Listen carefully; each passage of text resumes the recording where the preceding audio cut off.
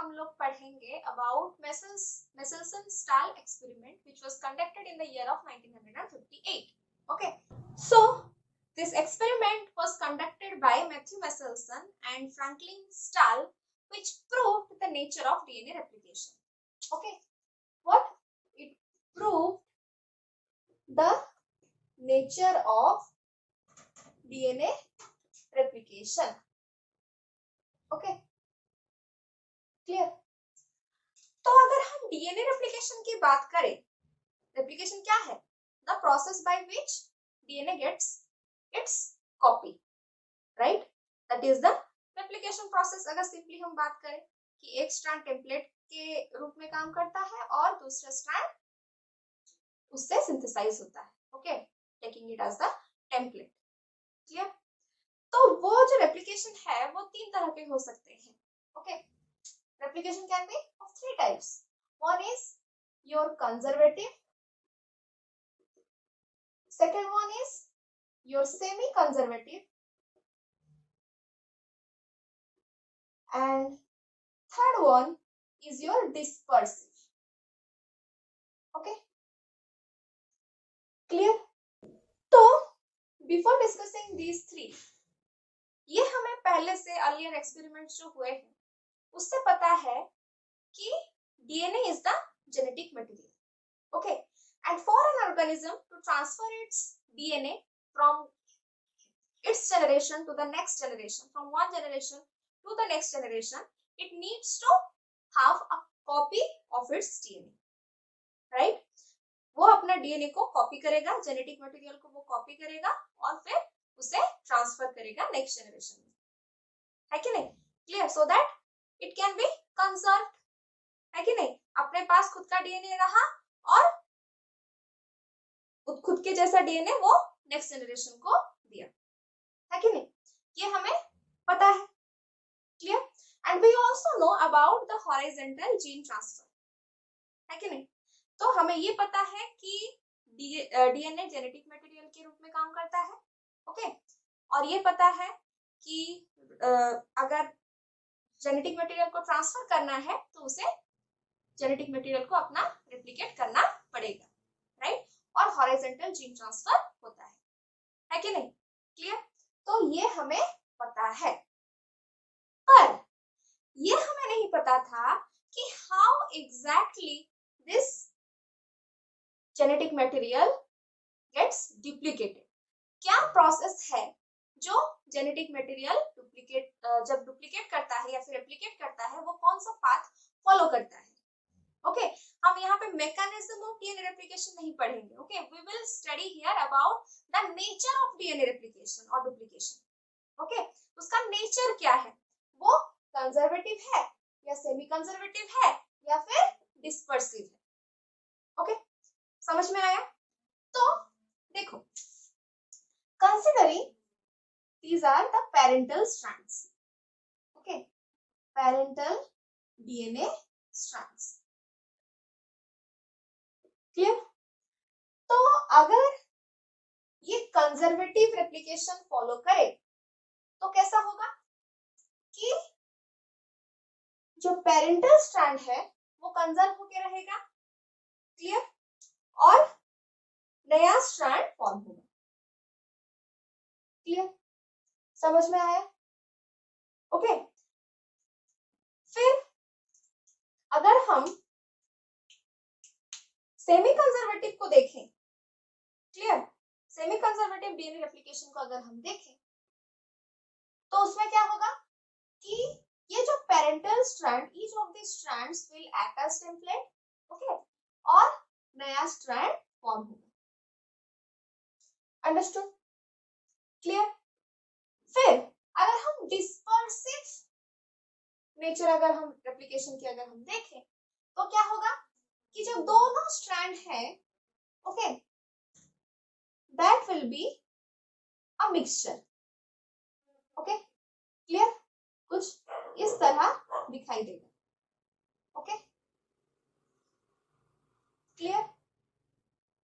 समझ में आ रहा है क्या मैं बोल रही हूँ? कि ये क्या है आपका कंजर्वेटिव, जिसमें पेरेंटल स्ट्रैंड जो है वो कंजर्व होके रह रहा है और कंप्लीटली न्यू स्ट्रैंड फॉर्मेशन हो रहा है। Okay clear.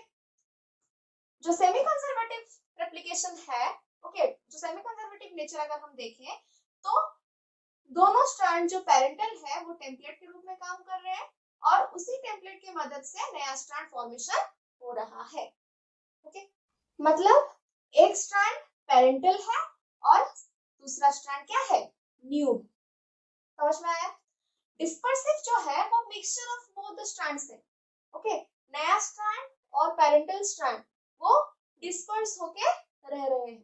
ओके तो इसे हम मोजाइक मॉडल भी बोल सकते हैं।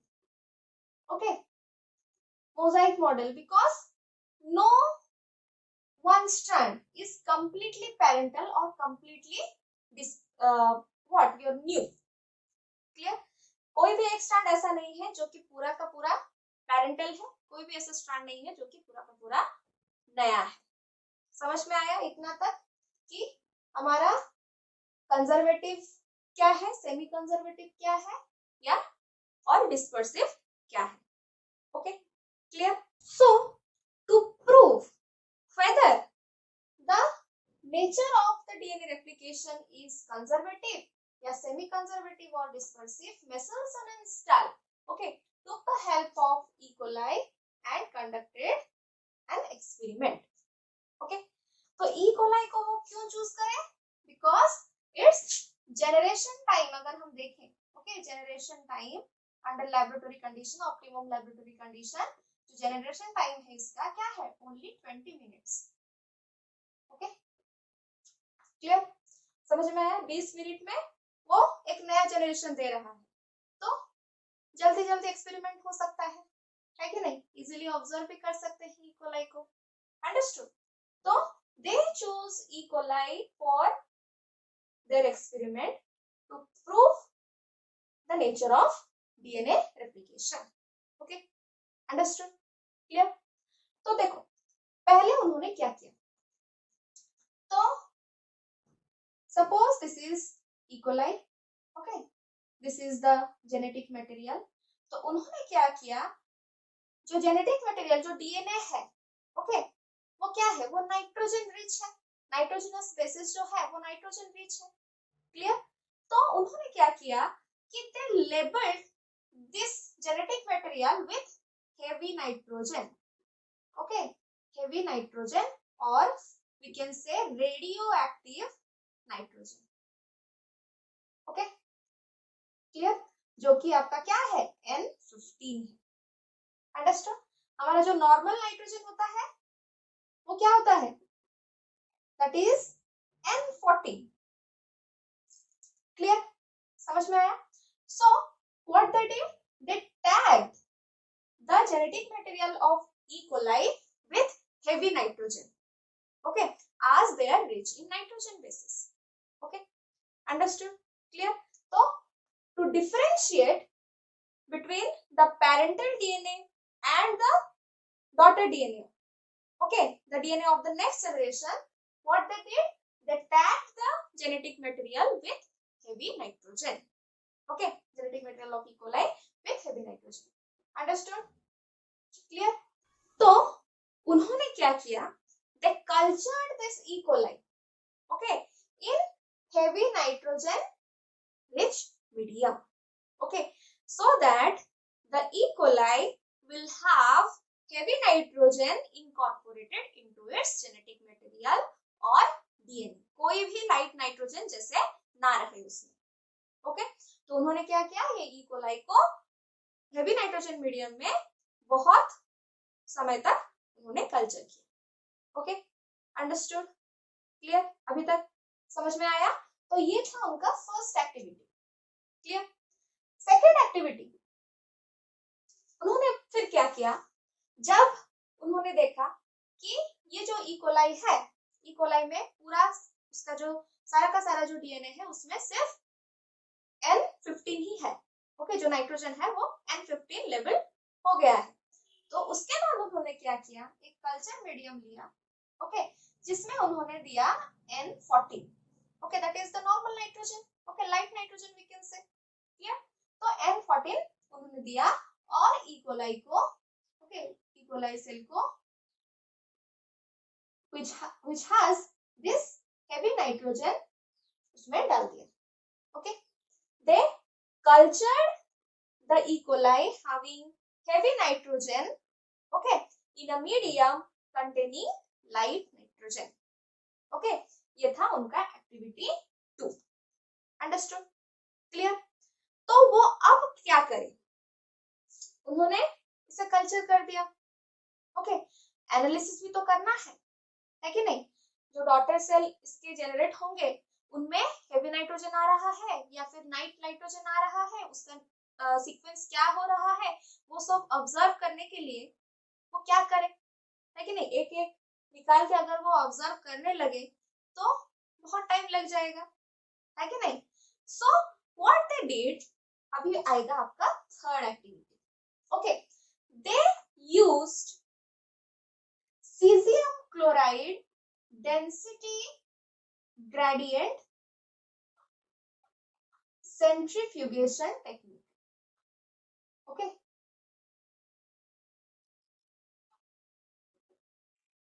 क्लियर? अभी तो जो टेक्निक्स है वो बहुत एडवांस्ड हो चुके हैं, तो हम इजीली जो सीक्वेंसेस हैं उसे हम रीड कर सकते हैं, है कि नहीं? एनालाइज कर सकते हैं, राइट? बहुत सारे टेक्निक्स डिस्कवर हो चुके हैं, निकल चुके हैं, पर उस टाइम में तो वो नहीं था ना, राइट? तो वो उन्होंने क्या किया? They used this technique. Okay, caesium chloride density gradient centrifugation technique. ये याद रखो, ओके, एग्जाम में आता है. क्लियर?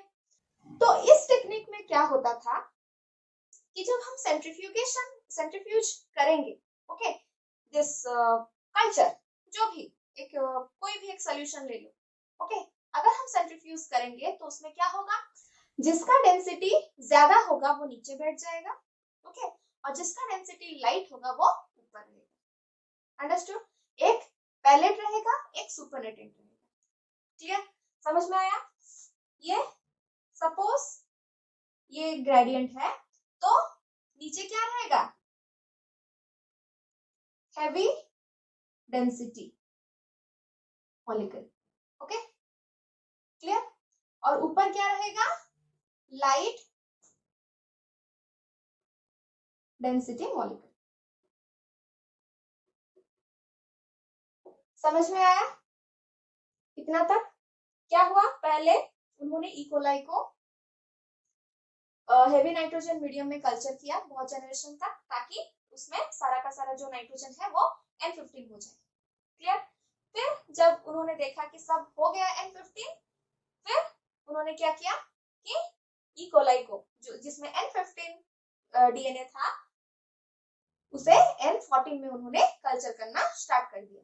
ओके, फिर उन्होंने क्या किया कि they used cesium chloride density gradient centrifugation technique, okay, to analyze the genetic material of the E. coli.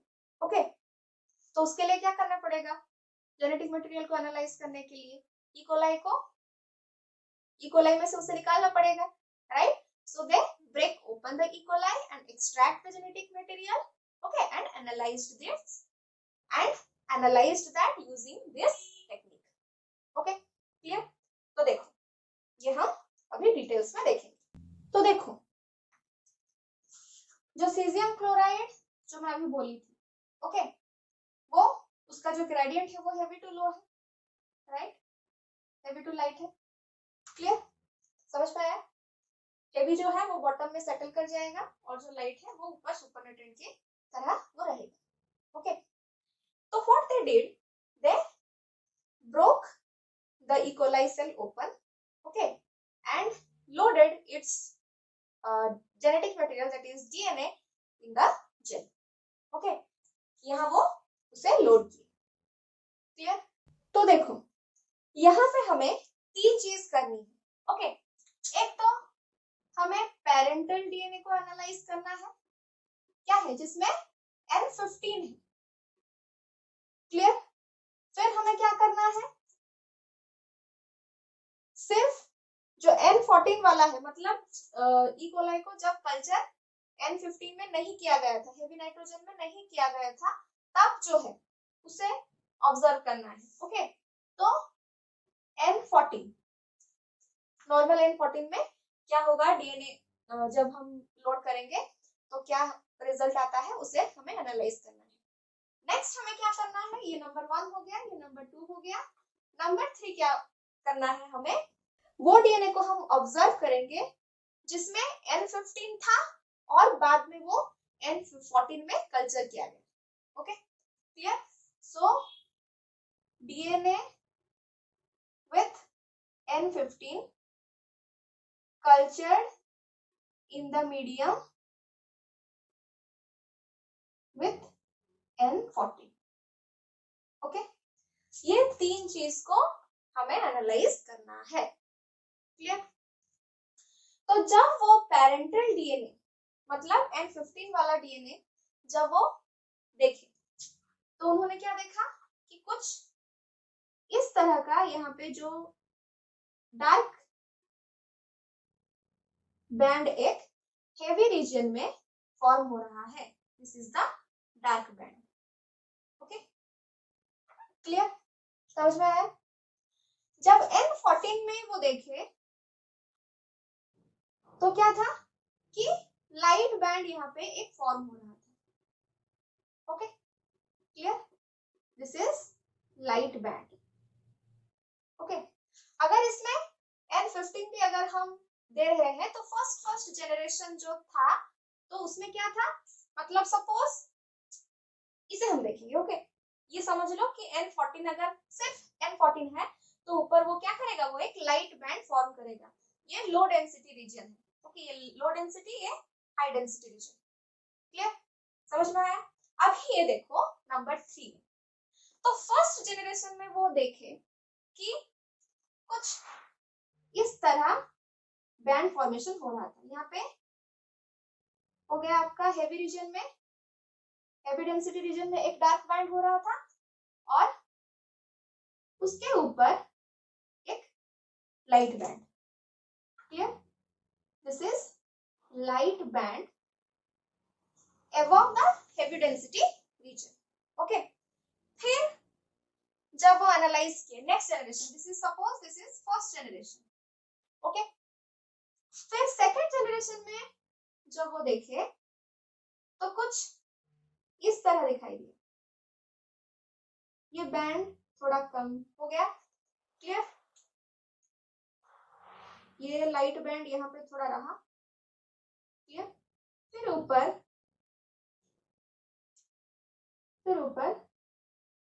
ऐसे बैंड दिखाई दिया। ओके, तो इसे सपोज हम बोल रहे हैं लाइट बैंड। ओके, इसे हम बोलेंगे हेवी बैंड और डार्क बैंड। क्लियर, एंड इसे हम बोलेंगे मीडियम बैंड। क्लियर, समझ में आया। तो ये जो रेड है उसे हम लाइट बैंड ना बोल के हम इसे मीडियम बैंड बोल देते हैं। क्लियर, समझ में आया। फर्स्ट जनरेशन में कुछ इस तरह दिखा, सेकेंड जनरेशन में कुछ इस तरह दिखा, फिर जब थर्ड जनरेशन आया तब क्या हुआ, ये और कम हो गया। ओके, ये भी प्रेजेंट था। क्लियर, और ये भी थोड़ा मोटा हो गया। Okay clear, this is the light band, this is the medium band, this is the dark band और heavy band, you can say. Clear, समझ में आया। कुछ इस तरह का पैटर्न वो फॉलो करने लगा। पहले क्या था कि जो हाई डेंसिटी रीजन में डार्क बैंड ज्यादा था। ओके, और उसके ऊपर मीडियम बैंड। फिर क्या हुआ कि जो डार्क बैंड है वो थोड़ा कम हो गया। ओके, एंड मीडियम बैंड भी प्रेजेंट था, पर इसके साथ अगर हम कंपेयर करें तो थोड़ा कम हो गया। क्लियर, और लाइट बैंड फॉर्म होने लगा। समझ में आया। फिर बाद में उन्होंने देखा कि लाइट बैंड का जो थिकनेस है वो बढ़ रहा है, डार्क बैंड का कम हो रहा है, मीडियम बैंड का भी धीरे धीरे कम हो रहा है, लेकिन वो प्रेजेंट है। अंडरस्टूड? मीडियम बैंड तीनों में प्रेजेंट है। क्लियर? तो देखो यहाँ पे पेरेंटल डीएनए N15 को अगर हम देखें और ये फर्स्ट वाला को अगर हम देखें, क्लियर, तो सब में क्या है? हेवी डेंसिटी रीजन है, राइट? क्लियर? और एक मीडियम बैंड हमारा फॉर्म हो रहा है। अगर वो डिस्पर्सिव होता, ओके, अगर नेचर उसका जो रेप्लिकेशन हुआ है उसका नेचर अगर डिस्पर्सिव होता तो हमें हेवी डेंसिटी रीजन दिखाई नहीं देता। ओके, क्यों? क्योंकि सारे के सारे मीडियम बैंड्स ही होंगे, है कि नहीं? यहाँ पे देखो तो डिस्पर्सिव में कोई भी एक पेरेंटल है? नहीं है। कोई भी एक कंप्लीटली न्यू है? नहीं है, राइट? तो यहाँ पे क्या हो रहा है? देखो यहाँ पे पेरेंटल बैंड जो है उसका डेंसिटी दिखाई दे रहा है, मतलब उसका बैंड दिखाई दे रहा है हेवी डेंसिटी रीजन में, राइट? पर उसके साथ साथ मीडियम बैंड भी यहाँ पे आ रहा है। सिर्फ मीडियम बैंड किसी में भी, ओके, कोई भी जनरेशन में सिर्फ और सिर्फ मीडियम बैंड दिखाई नहीं दे रहा है। मतलब जो नेचर ऑफ डीएनए रेप्लिकेशन है वो डिस्पर्सिव नहीं हो सकता। ओके, तो हमारे पास क्या ऑप्शन है कि ईदर इट इज कंजर्वेटिव और it is semi conservative. Okay, clear? तो कंजर्वेटिव में हमने क्या पढ़ा? कंजर्वेटिव में हमने बोला कि पेरेंटल स्ट्रैंड रहेगा, राइट? और न्यू स्ट्रैंड, एक कंप्लीट न्यू स्ट्रैंड फॉर्मेशन होगा। ओके, मतलब अगर हम यहाँ पे देखें कि पेरेंटल डीएनए अगर N15 है, ओके, और उसे हम कल्चर कर रहे हैं N14 में, तो N14 एक पूरा नया फॉर्म होगा, राइट? क्लियर? तो हमें सिर्फ डार्क बैंड दिखाई देगा एंड लाइट बैंड दिखाई देगा, है कि नहीं? That is the chance, right? यहाँ पे पूरा complete parental and complete new, है कि नहीं? ये पूरा पेरेंटल, ये पूरा न्यू। क्लियर? तो यहाँ पे क्या होगा कि अगर हम उसे कल्चर करेंगे तो दैट इज द चांस कि हमें सिर्फ डार्क बैंड और लाइट बैंड ही दिखाई दे।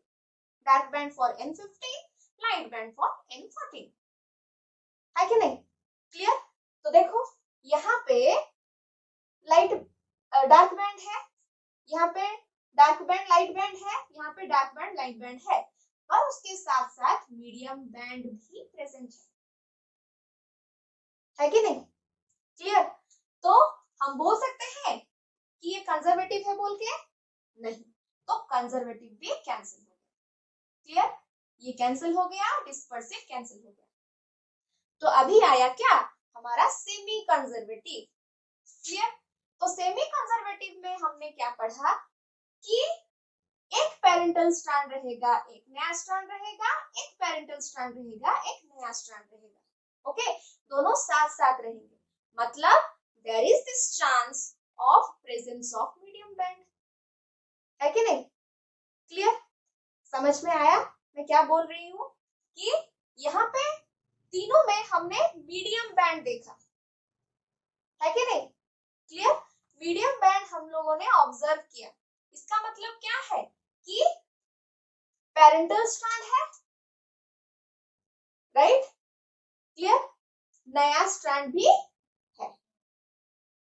समझ में आया? एंड दिस न्यू स्ट्रैंड, ये क्या है? जो पेरेंटल स्ट्रैंड है, मतलब N15 वाला जो रीजन है, इसके पास पास ही हमारा दिखाई दे रहा है। क्लियर? समझ में आया? तो ये क्या होगा? सेमी कंजर्वेटिव रेप्लिकेशन होगा। तो यहाँ पे हम ये ऑब्जर्व कर रहे हैं कि in every round, okay, in every generation when we increase the what? Increase the intake of what? Your live nitrogen, then the length of this, length तो नहीं बोलते, thickness, okay, the thickness of this light band is getting increased, है कि नहीं? समझ में आया कि लाइट बैंड वो इंक्रीज होते होते जा रहा है, पर हर में मीडियम बैंड जो है वो कांस्टेंट रह रहा है। क्लियर? समझ में आया? तो डिस्पर्सिव क्यों नहीं हुआ? क्योंकि हमें हेवी बैंड जो है, मतलब सॉरी, जो डार्क बैंड है वो सब में दिखाई दे रहा है। Okay, clear? कंजर्वेटिव क्यों नहीं हुआ? क्योंकि सब में हम मीडियम बैंड भी देख रहे हैं। Okay, clear? हेवी देख रहे हैं, लाइट देख रहे हैं, मीडियम बैंड भी हम देख रहे हैं। तो जो ये मीडियम बैंड जो हमें मिल रहा है, that is proving that the nature of DNA replication is semi conservative। Okay, समझ में आया? क्लियर? तो ये था मेसेल्सन एंड स्टाल का experiment which proved that DNA replication is semi conservative in nature। Okay, clear? समझ में आया? और एक बार मैं बोल देती हूँ। फर्स्ट उन्होंने क्या किया कि they cultured E. coli, okay, in a medium which is rich in N15, okay, so that the N15 get incorporated in all of its DNA। Understood? Clear? फिर सेकेंड एक्टिविटी हमारा ये था कि जब वो N15 उसका पूरा डीएनए में इनकॉर्पोरेट हो गया, फिर उसे ट्रांसफर किया गया, फिर उसे कल्चर किया गया N14 वाला मीडियम में। Okay, clear? उसके बाद उन्होंने क्या किया, caesium chloride density gradient centrifugation technique को यूज करके, जिस टेक्निक में क्या होता है कि जो हेवी डेंसिटी मॉलिक्यूल है वो नीचे रह जाते हैं और जो लाइट डेंसिटी मॉलिक्यूल है वो ऊपर सुपरनेटेंट के रूप में रह जाते हैं। ओके, उस टेक्निक को यूज करके उन्होंने क्या किया, डीएनए को एनालाइज किया। Okay, here we have two types of DNA, right? DNA tagged with N14, DNA tagged with N15। Okay, and और एक डीएनए जो है वो क्या है कि DNA which is having N15 but cultured in N14 later on। Okay, clear? तो ये तीन कंडीशन में उन्होंने देखा और ये कंडीशन में उन्होंने बहुत सारे जनरेशंस को एनालाइज किया। क्लियर? तो ये एनालाइज करने के बाद उन्होंने ये देखा कि हर एक में मीडियम बैंड आ रहा है along with dark band and light band. समझ में आया? क्लियर? हेवी रीजन में भी बैंड दिख रहा है, लाइट रीजन में भी बैंड दिख रहा है, लेकिन मीडियम रीजन में भी बैंड दिख रहा है। ओके, तो वो डिस्पर्सिव नहीं हो सकता क्योंकि हेवी बैंड और लाइट बैंड हमारा दोनों प्रेजेंट है, हेवी बैंड तो सब में प्रेजेंट है, राइट? डिस्पर्सिव में क्या होता है कि it is the mosaic of parental as well as क्या हमारा न्यू, है कि नहीं? तो दोनों का कैरेक्टर अगर हमारा आएगा 50-50%, तो वो मीडियम होनी चाहिए, पूरा डार्क नहीं होनी चाहिए कि पूरा लाइट नहीं होनी चाहिए, है कि नहीं? पूरा हेवी नहीं होनी चाहिए कि पूरा लाइट नहीं होनी चाहिए। अंडरस्टूड? क्लियर? कंजर्वेटिव अगर होता तो उसमें क्या होता कि एक पेरेंटल होता और एक कंप्लीट न्यू होता, है कि नहीं? क्लियर? लेकिन यहाँ पे क्या है कि हम हेवी बैंड देख रहे हैं, हम लाइट बैंड देख रहे हैं, उसके साथ साथ हम मीडियम बैंड भी देख रहे हैं। Clear? So that's why it is semi conservative, क्योंकि सेमी कंजर्वेटिव में क्या होता है कि एक पेरेंटल स्ट्रैंड को टेम्पलेट के रूप में यूज करके एक नया स्ट्रैंड फॉर्म होता है। ओके, समझ में आया? जिसकी वजह से हम मीडियम बैंड देख सकते हैं। Clear? Understood? So this is all about the Michelson-Stahl experiment conducted in the year of 1958. I hope this video will help you to know about the semi-conservative nature of DNA replication. Okay, why DNA replication is semi-conservative. Understood? So this is all about it and I hope you all must have understood very well. तो मिलते हैं आप लोगों से अगले video में. Till then, take care of yourselves. If you have not yet subscribed to our channel, do subscribe. Press that bell icon next to the subscription button. Select all so that you can get all the notifications from us. Hit like and do share our videos with our friends. Okay? और एक बात है कि अभी तक आप लोगों ने अगर हमें Facebook, Instagram और Telegram में ज्वाइन नहीं किया है तो लिंक डिस्क्रिप्शन बॉक्स में है, उसे क्लिक करके आप लोग ज्वाइन कर सकते हैं। ओके, Instagram और Facebook में हम लोग लाइव आने की कोशिश कर रहे हैं, बहुत जल्द हम लाइव भी आने वाले हैं, तो मिलते हैं आप लोगों से, वहां कुछ बातचीत करेंगे, है कि नहीं? So do join us there. Thank you.